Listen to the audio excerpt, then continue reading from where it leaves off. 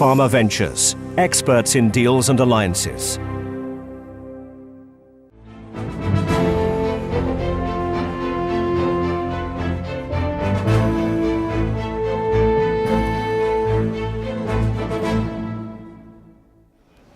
Hello and welcome to Top Pharma Television News Review here at the International BioFest Conference in Melbourne in 2016. On this show, I have Dennis Liotta, who is Executive Director at the Emory Institute for Drug Development. Welcome. Thank you. Dennis, or Professor Dennis Liotta, I should say, to give you a full title. You're a very famous person, I would argue. You're a medicinal chemist who's focused in the area of antivirals, and your work has been closely associated with some of the drugs that are out there for HIV treatment, for AIDS. You have built up an enormous amount of experience over the years, so I want to talk to you a little bit about what happened in the past in terms of drug development and how important this has been in the past, how we've been able to respond to things like HIV in the past, and how viruses continue to be a threat, and how we are as humans and we as scientists and we as an industry who can treat ultimately patients with antivirals when these attacks occur, but also just in the general, things like influenza and so forth. I just want to get some insight from you because you've built up a lot of experience. Mm-hmm. So I want to start off first of all with your experience back in the 80s. We had this shock of HIV and the consequences of AIDS. How was it then, and how were you able to quickly we can say quickly, relatively speaking, it was quick, to drugs which enabled us to start treating patients effectively? And then later I'd like to talk about how that's all changed, or has it changed, and where we are today. It's a very interesting question because there were some special circumstances that made it easy for me to compete with large pharmaceutical companies, and there were several that I was competing with. Interestingly, many of my colleagues told me that I was crazy to compete with these huge companies that had infinitely more resources than I had, and many very smart scientists, and that I was going to get buried. But we had some hidden advantages. One was that there are no animal models for HIV. So most of the preliminary data that one could get was just cellular data.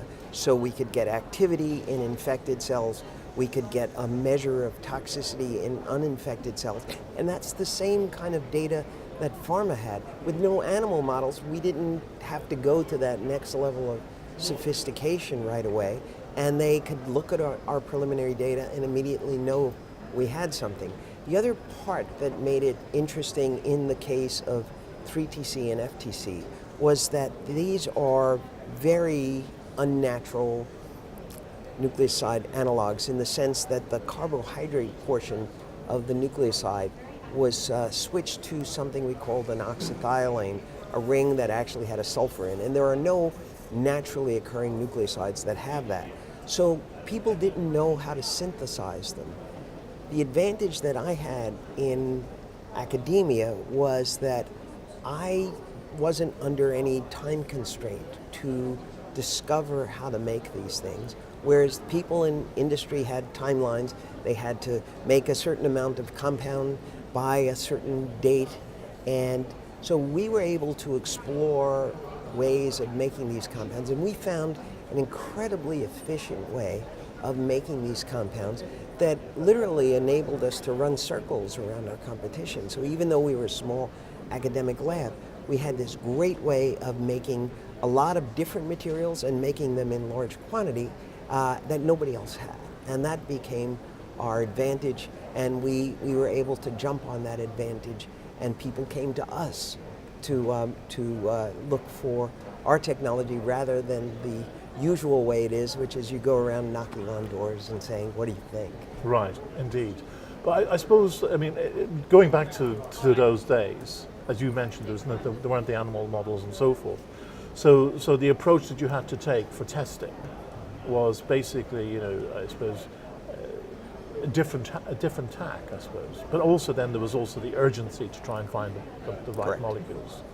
So in the end, I mean, from that experience that you had, it leads into where we are, and obviously just to make clear, I mean, obviously the drugs that you discovered went into obviously clinical development, actually are now used today in treatment of AIDS, Right. and very successful drugs they are indeed. So your research continues in the area of single-stranded RNA. You describe yourself as a specialist in the area of nucleoside analogues. I think this is important because where I want to get the conversation really with you is how important it is to go back to this issue of, can we, as a society, as humanity, how can we rapidly discover new drug entities that will have huge therapeutic benefits to mankind. So you at Emory, you have set up this thing called Drive. You can talk a little bit about that. But what is the correct ecosystem that one can create in a scientific way that allows you to rapidly discover drugs? So I think we should separate the two components of the process we'll call the discovery component and the development component. And academic institutions in general are very good at doing discovery. They have a lot of good basic resources available to them. They can do a lot of the preliminary work. And I think you can go to universities all around here in Melbourne, but anywhere else in Australia, anywhere else around the world, and you can find a lot of people doing discovery. The problem comes with development.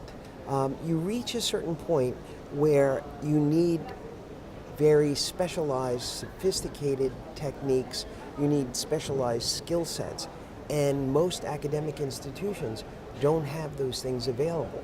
So you sort of hit a wall, or as our former NIH director, Elliot Zerhouni, said, you hit the valley of death. You hit this place where suddenly you lack the resources, you lack the infrastructure to enable you to progress your technology, your invention.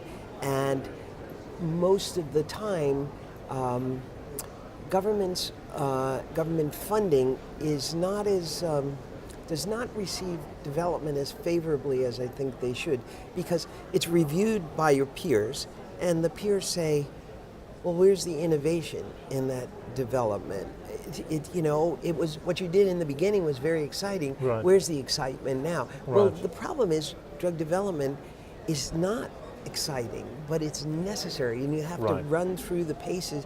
You have to know what you're doing, and so it's very hard to get resources in to do that. But those resources are necessary for you to provide a sufficient amount of de-risking so that when an investor finally does come along, they will say, oh, yes, well, he's brought this far enough along to a value inflection point where I can see that this has a reasonable chance of success, so I am willing to invest the money. Most academic institutions don't have the infrastructure and the funding to get you to that point. Right. But having said that, if you look at the list, and you showed in a presentation earlier, of all the antiviral drugs that are out there that came out of Emory, and the contribution that Emory's made, it's incredible. So that those molecules were able to move across the valley of death, which is good. So really going back to, because we've got the molecules, you've got the bank of molecules, you've got the bank of knowledge, you've got your targets, you've got to understand the target, the structure of the target, you've got to understand that. So it comes back to this element of, opportunism, screening, and then intelligent design, rational design, and so forth. And then this continual knowledge bank that we're building up around a particular disease state. So you're bringing in all these various component parts that enable a discovery to take place and then go into that development stage. So you've set up a Drive out of Emory and so forth. Just give us some idea of how you see that and how important that is, those various component parts are in being successful. So DRIVE is an acronym. It stands for Drug Innovation Ventures at Emory. And as you noted earlier, we tend to focus on virology and specifically single-stranded RNA viruses and the infections caused by them. The idea of DRIVE is first remove impediments that inadvertently exist in research universities. And there are many of them. Some of them are cultural, some of them are regulations that the university has set forth, and they create impediments that make it very hard. So DRIVE is a spin-out, but a not-for-profit spin-out, and in doing so, it can license technologies from any source it wants, including, say, my lab. Once it has the asset, then it can develop it to a value inflection point and sell it, or license it, or get government funding, or get private sector funding. And at each price inflection point, it can, if it gets revenue coming in, it distributes the revenue back to, let's say, Emory, if it licensed it from Emory.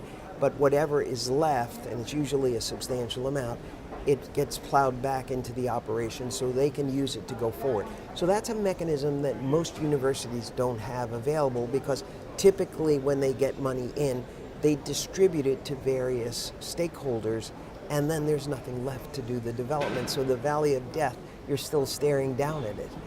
So we have this mechanism for getting money back in, and once we get that money back in, then we can use it for whatever we want, completely fungible.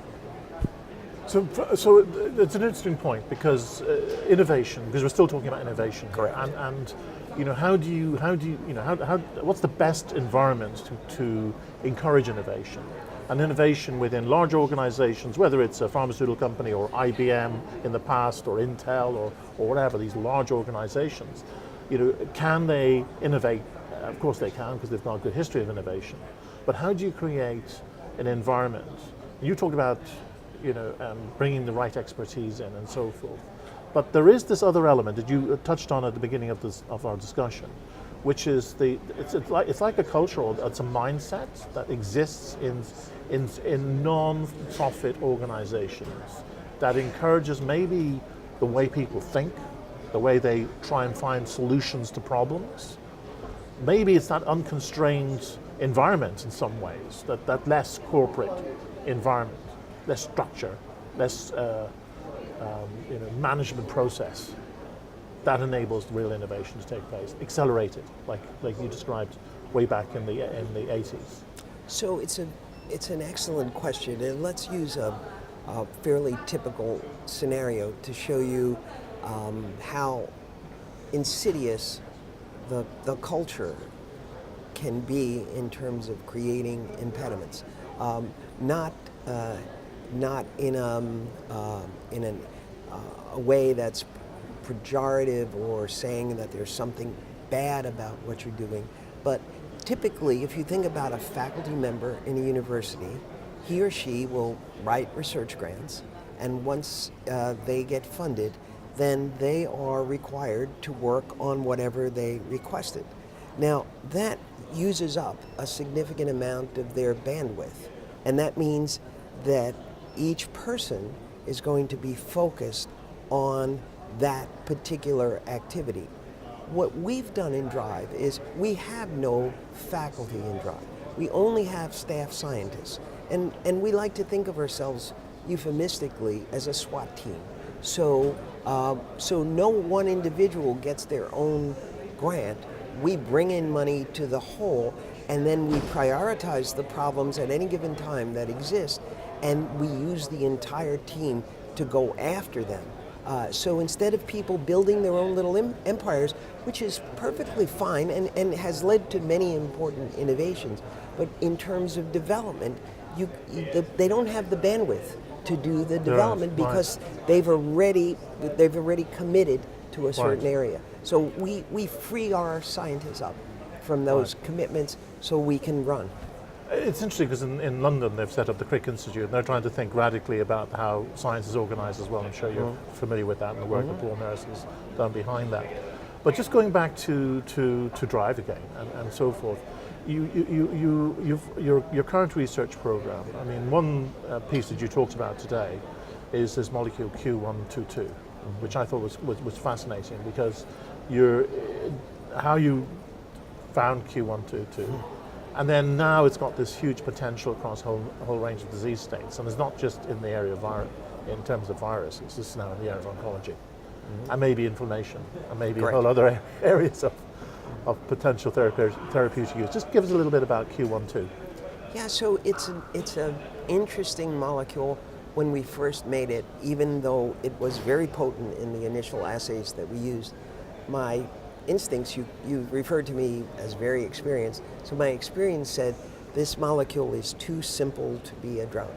And so we kept trying to push it to see where it would break. We knew it was going to break at some point, and it never broke. It just kept going. It got better and better and better. It's got one or two little flaws in it, but I think they're all correctable flaws.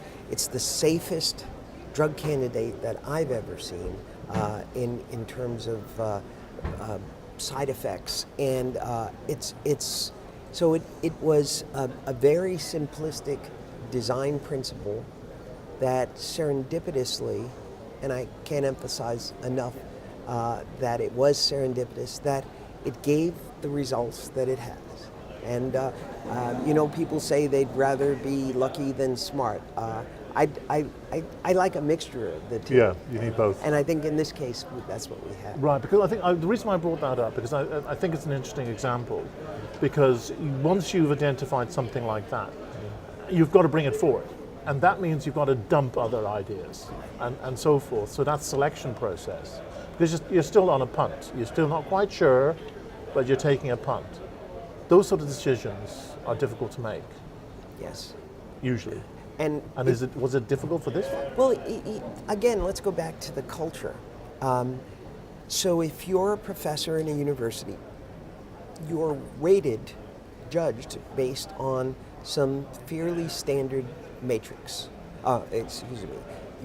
You're judged on some fairly standard metrics, and those metrics include the number and quality of your publications, the number of research grants that you have, the number of speaking invitations that you get. Those are the general metrics that are used. Now, if you're going to get involved in drug development, you have to make a fairly radical choice. You have to say, I'm not going to pursue those metrics, even though that might cause me some problems within the university when I'm being evaluated. And I'm going to pursue something else because I really believe in it. And in fact, this is what happened with me in the mid-'80s when I went through my first professional midlife crisis, which was simply, I made the choice that, HIV was killing too many good people, and I didn't know exactly what I was going to be able to do, but I had to do something. I felt like I would be a traitor to myself unless I did. So I made that choice, and to some extent, for a while, got beat up as a consequence by the metrics that I wasn't quite meeting to the same level that everybody else would.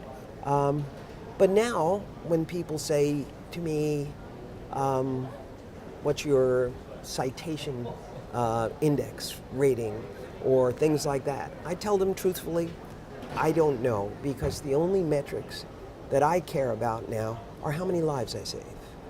And nobody's able to respond or give a comeback that says, why are you doing this? Because, But think about now a young starting academic, and what a very challenging choice that is for that person to say, I'm going to be rated on publications and talks and grants, and I'm going to still try and do that, but I know that I only have a finite bandwidth, so to whatever extent I do development, I can't be doing as much on this other stuff. Sure. It's an interesting problem. That's where I said cultural issues are a little more insidious than you might think. Professor Dennis Liotta? Yes. Thank you very much indeed for coming on the show. Fascinating. It's a pleasure.